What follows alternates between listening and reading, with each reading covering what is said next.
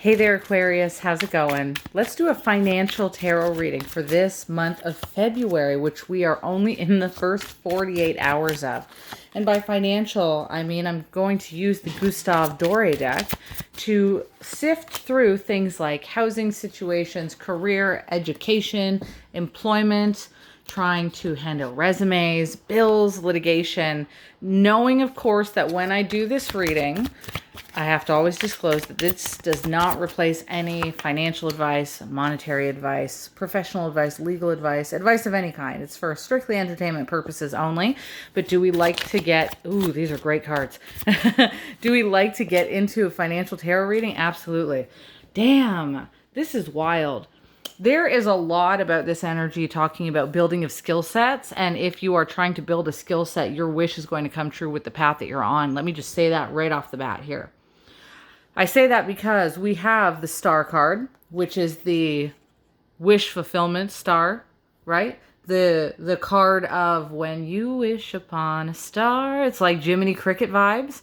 And the star, essentially, if you think of it historically speaking, the stars in general were the concepts that people used to navigate towards their goal. Like if you were thinking of a sailor on the open seas in the medieval ages, in the eras of pirates and conquering ships, those sailors needed the stars to navigate them to what they wanted. In the case of some, sailors, it would be gold. Others, it would be land. Others, it would be home. And so the star card in tarot has taken on that concept of navigating yourself on the right path, especially in the upright position, to going for what it is you want. What a lovely energy to start off with, might I add. Now, to deal with the star, the situation of the star, it takes a certain amount, like to deal with navigating the stars in general, it takes a certain amount of wisdom. I'm sure you can imagine how much education would be required to map out the stars and understand them to the degree of being able to navigate them on the sea at nighttime in the middle of nowhere. That's quite an education task. And I say that little bit of wisdom and education is involved because the Six of Cups is here. The Six of Cups is a card of distributing and sharing wisdom amongst one another. For those of you also who are looking to come together with someone or together with something that increases your skills or gives you a sense of wisdom, that's going to be happening for you. That energy is very evident in this reading here. Not only is the Six of Wands about sharing wisdom, but it is a card of coming together. For many of you, this could be family related, coming together with the right family dynamics, coming together with spouses, right? Coming together with extended family even. This, because there's an energy of wisdom here, it could be parents or people in a position of authority above you who are helping you navigate your finances for this week, or this month rather.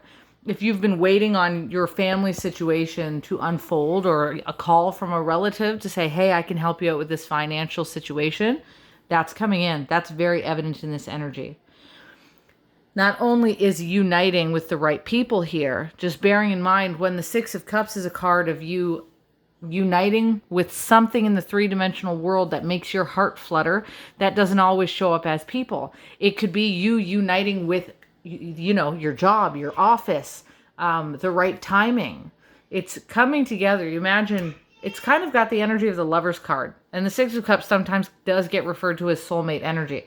On one end of the Lover's card, you have the masculine. On the other side of the Lover's card, you have the feminine. And the point of that card to some degree, especially in a modern sense, is to join those two sides together, to balance things out. And balance doesn't always just happen with people. You don't just join two sides. You can take a bridge and join two sides of a bridge, It's not just people. So it can be, for some of you, the energy of you joining together with the goal that you're trying to get to. In fact, it is sitting right next to the goal card if we think of it from an intuitive perspective, from like a functional symbolism perspective. Let's double down also on the concepts of communication that you may have been waiting for that's coming in. Eight of Wands is here in the upright. On this deck, the Gustave Doré deck, which is based off of the Rider-Waite-Smith deck, so I am interpreting it in the traditional tarot, but this image on this deck does not quite encompass the idea of what the Eight of Wands traditionally is. On this particular deck, the image is a building crumbling down, pillars that are crumbling down. But in traditional tarot, it is the depiction of 8 arrows being slung into the air to hit their bullseye. Quite the opposite of a picture of, towers crumbling down. So I'm not going to interpret this card as if some kind of devastating circumstance is happening. I'm taking it in the traditional historical way that's been known over 100 years. Just because a modern tarot reader wants to make a deck with some pretty pictures on it doesn't mean that I'm going to erase the original and historical meaning of that card. And in that sense, when you take arrows and you hit a bullseye, there is a symbolic reference to you like locking on to what you want and then getting it. And a lot of times, because the 8 of Wands is a picture of the arrows flying through the air, it's connected to swift movement, going forward really quickly, getting your answer really quickly in this month, but also communication. Because communication is something that flies swiftly out of our mouth, it often gets associated to the 8 of Wands card. So if you have been waiting, if your wish fulfillment is that you have been waiting for information to come in the form of communication, somebody getting a hold of you, the right representative, your real estate agent calling you back, your travel advisor calling you back, there's a really good couple of cards here about getting granted communication effectively in the month of February. Don't mind the excitement of my children downstairs. I got them a replacement Nintendo Switch 1. I did not get them the Nintendo Switch 2. Your girl's not that your girl's not that fancy. Your tarot reader lady's not buying a $700 Switch equipment for these kids right now. They've already got the other one. But they're very excited with it today nonetheless. Anyways, back to what I was saying here. These 2 cards, again, it's like communication comes in, wisdom comes in, but the 8 of Pentacles is also an energy of wisdom. The 8 of Pentacles was traditionally known as the master to the student. It was the card of the craftsman, the card of the stonemason. On this particular card, she is using her skill sets to deal with the wheat at her feet. But in the traditional tarot, it is a gentleman who has a hammer and chisel, and he is taking the time to create the architecture of certain stones. In both cases, again, it's like what I said at the beginning of this reading. It takes a certain skill set that you are learning to be mastered, which insinuates wisdom is being gained in order to further a certain skill set in this particular month. For some of you, for a lot of you actually, with this many communication cards, it's the art of communication. Whether you're communicating in a public sphere or with people, or whether you're learning to communicate better with your family members or with representatives, or whether you're, like essentially selling yourself, representing yourself, advocating for yourself in an interview, right? These are all formats of communication or that require a sense of skill when communicating with another person. If you're intending to get a job, or if you're, doing a presentation or doing a project and having to negotiate or navigate situations with certain people.